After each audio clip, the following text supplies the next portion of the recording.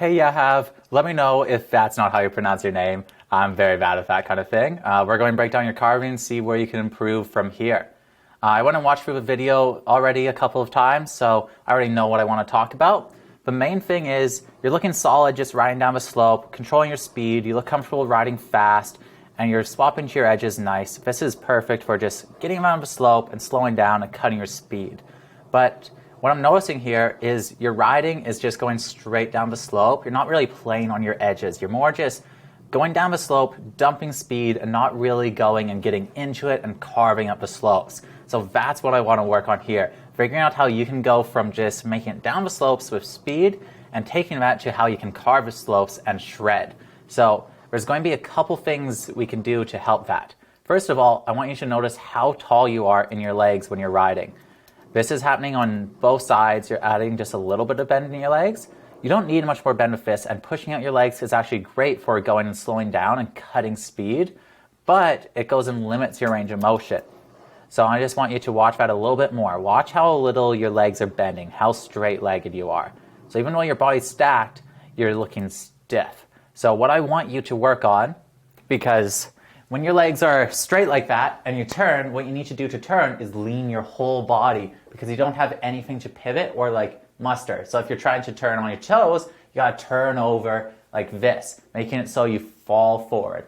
Heel side makes you fall back, right? But if we go and sink our stance a little bit more, then we can start hunching our upper body forward and hunching our hips back. And this is what lets us go and get onto a more aggressive edge, is having that disconnection from the upper and lower body. I call it disconnection, but it's really connection, where when I go and put weight onto my heel edge, weight set, I'm still counterbalancing with my front. Let me show, okay, no, side view is the best for showing it. So that's the difference between being straight like this, making it so when you turn your whole body, so if you try to turn too much, you're going to fall backwards. Or if you fall forward, you're going to fall forward. But as soon as you go and squat down, then you can get your weight set over there, but you're still balanced over your board. So this way I got my edge engaged and I'm gripping. Ooh, let me try back up a little bit. Show a bit more of what my toes are doing. I'm not actually doing this with my toes, but this is just like to get your edge. You try and get back, you try and pull your toes up, and you're trying to get your weight set onto that edge. And once you have your weight set onto the edge, that's when you can go and open your chest and push into it. So that's what you're missing from your riding right now.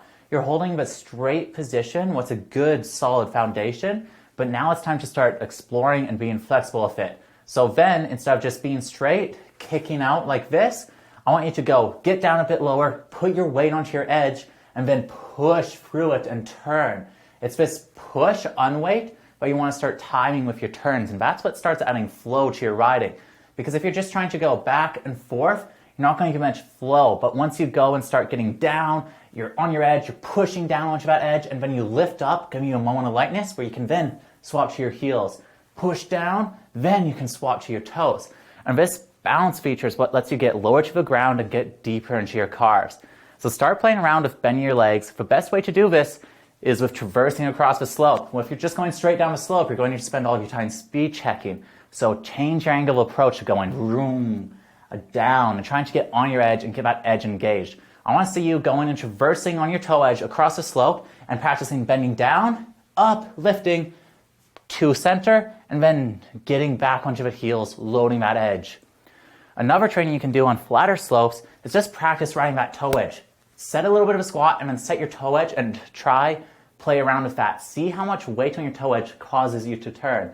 Because if you go and put weight on your toe edge, you're going to slowly turn. That's just what happens. If you put weight on your heel edge, you're going to slowly turn. And once you're in that point where your edge pressure is making you slowly turn, that's when you can go and start putting your weight down, make it more aggressive on the edge, and that's what's going to cause you to turn faster. After that, we start adding, opening in the closing the chest and adding more dynamics movements like that. But right now, I just want to see you focus in on weighting your edges, getting some bend in your legs, and traversing across the slope. Because you got the speed control, you're able to slow down, you're able to control that kind of riding. So now it's time to add some play with it. So keep at it and let me know if you have any more questions. And I am going to figure out how to pause this thing. Oh, I got exit out of your video. Nice. Awesome. Yeah, let me know if you have any questions, and thanks for submitting the video, dude. You're doing great. Just keep at it and you'll be able to get your riding to that next level.